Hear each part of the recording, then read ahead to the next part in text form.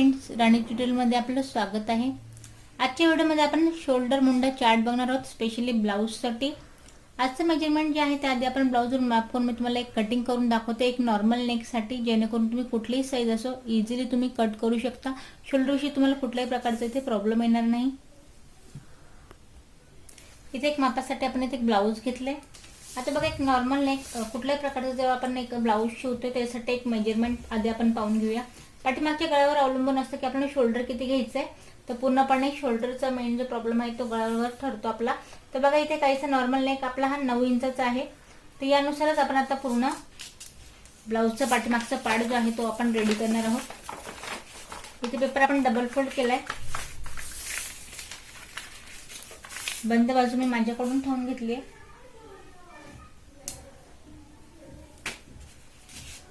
आधी पाठीमागच्या पार्टवरून आपण उंची घेऊया। उंची इथे तयार 14 इंचाची आहे।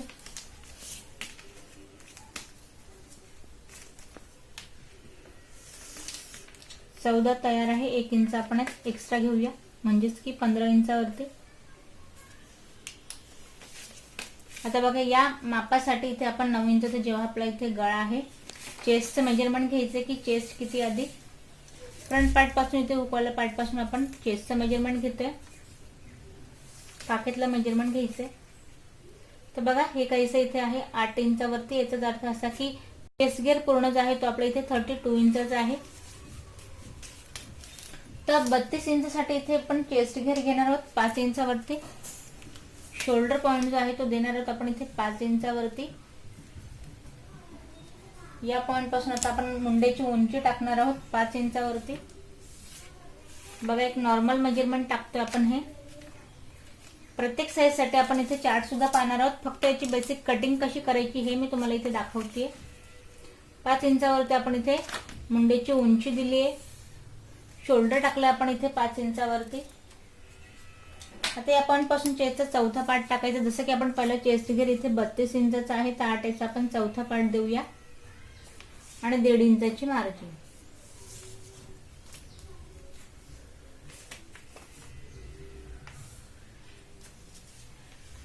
पाठीमागच्या पार्ट पासून 1.5 इंचाची देऊया आपण इथे मुंड्याची गोलाई।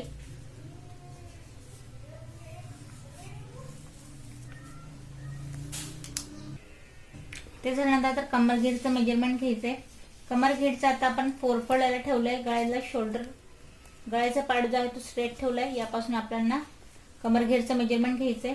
हे दाखवतोय तयार आपल्याला 7 इंचावरती, जे मला तयार दाखवलं तेच आपण इथे टाकूया 7 इंच।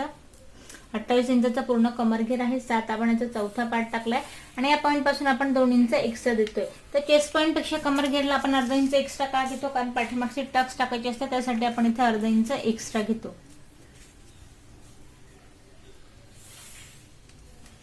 आता इथे टिक्स वाले मॅच करायचे नाही, फक्त एक्स्ट्रा वाला जो पॉइंट आहे तो आपल्याला इथे मॅच करायचा आहे। आता हा मॅच केल्यानंतर पूर्ण शोल्डर तर इथे मी घेतलंय 5 इंचाचा, तर गळ्याचा घेर घ्यायचा आपल्याला इथे 2 इंचावरती।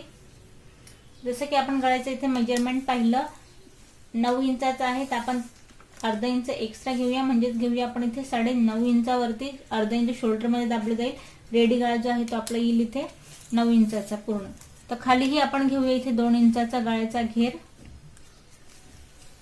बऱ्याच वेळेला शोल्डर चार्ट आपण बघून घेतो, पण नेमकं मेजरमेंट कसं टाकायचं आणि कसं याचा वापर करायचा हे समजत नाही, तर स्पेशली आपण इथे एक डेमो बघतोय आधी पेपर कटिंगचा। हे मी इथे गळ्याचा बऱ्यापैकी गळा आपला हा डीप झालाय 9 इंचाचा आणि गळ्याला अगदी बघा खालच्या जो पार्टला आहे तर तुम्ही गळ्याचा घेर जो आहे ते इथे साधारण 4 इंचापर्यंत गळ्याचा घेर जो आहे तो इथे वाढवू शकता। मात्र शोल्डरच्या पॉइंट मध्ये आपल्याला कमी जास्त करायचं नाहीये। तर उंची टाकून झाली आहे, बंद पासून टक्स पॉइंट टाकूया आपण इथे 4.5 इंचावरती। गळ्याच्या अर्धा इंच खाली आपल्याला इथे ठेवायचं आहे।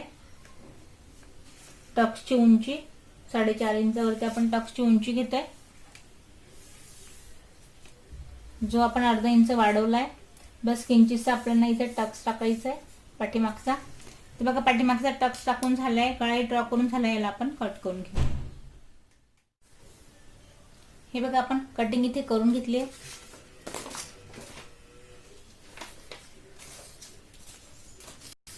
पाठीमागचा पार्ट जो आहे गळ्याचा तो या पद्धतीने इथे आपला रेडी होतोय. ब्लाऊजच्या मापावरनं याला आपण कट केले. ज्या पद्धतीने आपण इथे मेजरमेंट घेतलं त्याच प्रकारे गळा जो आहे तो आपला इथे रेडी होतोय. खाली जसे की मी तुम्हाला आधीच म्हटले, खाली हवं तर तुम्ही इथे एक्स्ट्रा घेरा वाढून हवं तर इथे पसरट गळा घेऊ शकतात. आता याच मेजरमेंट नुसार आपण आता पाहूया शोल्डरच्या. आता नॉर्मल लेगची उंची आपण इथे पाहिली, जी की आपण इथे घेतली 9 इंचावरती गळ्याची उंची. तयार आपल्याला जेव्हा इथे 9 इंचाचा गळा हवा आहे तेव्हासाठीचं हे माप तुम्हाला इथे कामात येणारे लक्षात घ्या. आता बघा इथे मी दिले चेस्ट घेर, शोल्डर, मुंढा आणि गळ्याचा घेर. शोल्डर तर आपल्या इथे टाकून जाईल, जे मी तुम्हाला इथे देईल त्याच्यानुसार गळ्याचा घेर जो आहे तो याप्रमाणे घ्यायचा आहे. मुंडा टाकायचा आहे. चेस्ट घेर कुठल्या साईजसाठी हवा आहे त्याचं मेजरमेंट मी इथे टाकले.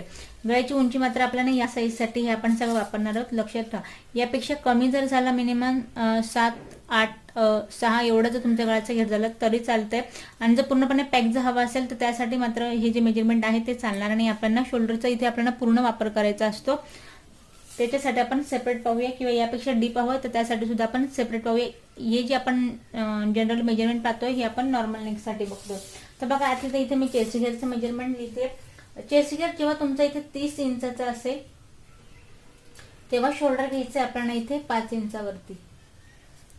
शोल्डर 5 वरती घ्यायचं आहे. मुंडा सुद्धा इथे आपल्याला घ्यायचा आहे 5 इंचावरती. गळ्याचा घेर घ्यायचा आपण इथे 2 इंचावरती. बघा लक्षात घ्या 30 साईजसाठी. त्यानंतर इथे आपण चेस्ट घेरचे मेजरमेंट जे आहे ते आधी लिहून घेऊया. इथे आपल्याला घ्यायचं आहे 32, मग त्याच्यानंतर 34, 36, 38, 40, 42, 44 आणि 46. तर बघा 46 साईज पर्यंत आपण हे मेजरमेंट पाहणार आहोत. आता बघा इथे मी पूर्ण चेस्ट घेर लिहून घेतलाय. आता आपण इथे शोल्डर पाहूया. तर बघा जेव्हा तुमचं इथे 32 इंचाचा चेस्ट घेर असेल तर तेव्हा तुम्ही शोल्डर इथे परत घ्या 5 इंचावरती. मुंडाही घ्या तुम्ही इथे 5 इंचावरती. आणि गळ्याचा घेर जो आहे तो इथे आपण घेऊया 2 इंचावरती. आता बघा 34 इंचासाठी शोल्डर जे आहे ते आपण घ्यायचे इथे 5.5 इंचावरती, 5 आणि अर्धा. मुंडा घ्यायचा आहे आपल्याला इथे 5.5 इंचावरती. आणि गळ्याचा घेर जो आहे तो गळ्याचा घेर घ्यायचा आपल्याला इथे 2.5 इंचावरती. आता बघा 36 साईजसाठी परत मी इथे घेते 5.5 इंचावरती शोल्डर. मुंड्याची उंची जी आहे ती आपण इथे घेणार आहोत 5.5 इंचावरती. आणि गळ्याचा घेर जो आहे तो गळ्याचा घेर आपण इथे घेणार आहोत 3 इंचावरती. आता बघा इथे एक तुम्हाला सांगेन चेंजेस. मेजरमेंट आपण इथे लिहून घेतोय. मुंड्याचंही मेजरमेंट लिहितोय. काहीच हे माप तुम्हाला इथे कॉमन दिसतील. फरक जो पडतोय तो गळ्याच्या घेरमध्ये पडतोय. निश्चित जर हा बदल जर आपण नाही घेतला, एक कॉमन माप वापरला तर यानुसार आपली जी कटिंग जी आहे ती अगदी परफेक्ट येणार आहे. तर बघा 36 साईजसाठी आपलं इथे झालंय. त्यानंतर 38 साईजसाठी बघा 38 साठी आपण घ्यायचे 6 इंचाचं शोल्डर. 6चा आपण इथे शोल्डर घेतोय. 5.5चा आपण इथे घेतोय मुंडा. 3 इंचाचा आपण इथे घेतोय गळ्याचा घेर 38 साईजसाठी. आता बघा 40 साईजसाठी परत 6 इंचाचा आपण इथे शोल्डर घ्यायचंय. मुंड्याची उंची घेतो आपण इथे 6 इंचावरती. 3 इंचाचा आपण घेतो इथे गळ्याचा घेर. 42 साईजसाठी 6.5 इंचाचा घ्यायचा आपण इथे शोल्डर. 6.5 इंचाचा घ्यायचा आपल्याला मुंढा. आणि गळ्याचा घेर जो आहे तो घेणार आहोत 3 इंचावरती. 44 साईजसाठी 6.5 इंचाचं शोल्डर. 6.5 इंचाचा आपण घेतो इथे मुंडा. आणि गळ्याचा घेर जो आहे तो घेतोय 3.5 इंचावरती. आता 46 साईजसाठी 6.5 इंचाचा. आता 6.5 म्हणजे नेमकं मेजरमेंट कसं टाकायचं हे बऱ्याच वेळेला प्रश्न पडतो. तर बघा 6.5 म्हणजे 6.5 पूर्ण आणि स्टेपच्या 2 लाईन एवढं इथे आपल्याला मेजरमेंट टाकायचं आहे 6.5 इंचासाठी शोल्डरसाठी. तर बघा 7.5 इंचावरती 7.5 वरती टाकायचं आपण शोल्डर. मुंड्याचं उंची जी आहे ती घ्यायची आपल्याला इथे 5.5 इंचावरती. आणि गळ्याचा घेर जो आहे तो घ्यायचा आपण 3.5 इंचावरती. आता बघा बऱ्याच वेळेला शोल्डर चार्ट जे आहेत आपण बरेचसे बघतो, पण यात आपल्याला माप नेमकी घालून आपण टाकायची कशी, नेमकी कुठल्या गळ्यासाठी टाकायची तर हे आपल्याला समजत नाही. तर एक नॉर्मल तुम्ही स्वतःचं म्हणा किंवा कोणी दुसऱ्याचं जर तुम्ही इथे ब्लाऊज शिवत असाल तर त्यासाठी सांगेन 9 इंचाचा जो गळ्याचा उंची आहे हे एक नॉर्मल गळा आहे, जे की बेसिकली सगळेजण शिवायला कॉमन माप आहे ते त्यांना आवडत असेल. तर त्यासाठी हे जे शोल्डरचा चार्ट आहे तो तुम्ही इथे वापरू शकता. हे आपण या साईजसाठी पूर्णपणे उपयोगी ठरणार आहे. आता यात जे तुम्हाला प्रश्न पडतील, बऱ्याच वेळांना बिग साईज झाली तरी आपण इथे शोल्डर या पद्धतीने का घेतलं, एवढा कम्फर्टेबल चालेल का, ही एक गोष्ट आहे. एक मुंडा एक आहे. यात जेव्हा तुम्ही शोल्डरचा पूर्ण वापर करत असाल, पूर्णपणे बंद जेव्हा गळा घेत असाल तेव्हा निश्चितच शोल्डरचं माप इथे बदलेल, मुंडेचं माप इथे बदलेल, गळ्याचं घेरचं माप सुद्धा इथे बदलेल.